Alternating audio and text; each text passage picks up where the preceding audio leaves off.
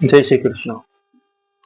અત્યારે ચાલી રહેલો ગણેશ ઉત્સવ ભાદરવા મહિનાની ચોથથી અને ભાદરવા મહિનાની સુદ 14 સુધી એ અંતર્ગત કલો ચંડી વિનાયક. અત્યારે આ કડી કાળની અંદર જો શીઘ્રથી શીઘ્ર ફાળ આપવા વાળા જો દેવ હોય તો એમાં ચંડી કહેતા આપણા કુળની અંદર પૂજનીય જે આપણા કુળદેવી છે તે, અને વિનાયક એટલે ભગવાન વિનાયક ગણેશજી. સંવત્સરણ સિદ્ધિ ચ, કોઈ પણ મંત્રનું અનુષ્ઠાન કરીએ તો ભગવાન ગણેશનો મંત્ર એક જ વર્ષની અંદર સંવત્સરની અંદર સિદ્ધ થઈ જાય છે. એમાં સહેજ પણ સંશય નથી.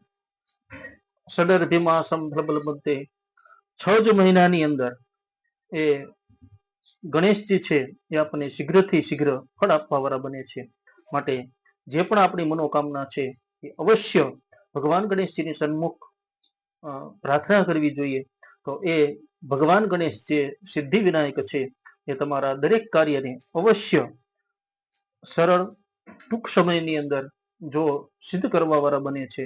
માટે ભાદરવા મહિનાની સુદ ચોથથી લઈ અને ભાદરવા મહિનાની સુદ 14 ત્યાં સુધીનો 10 દિવસનું ભગવાન ગણેશનું અનુષ્ઠાન અવશ્ય કરવું જોઈએ.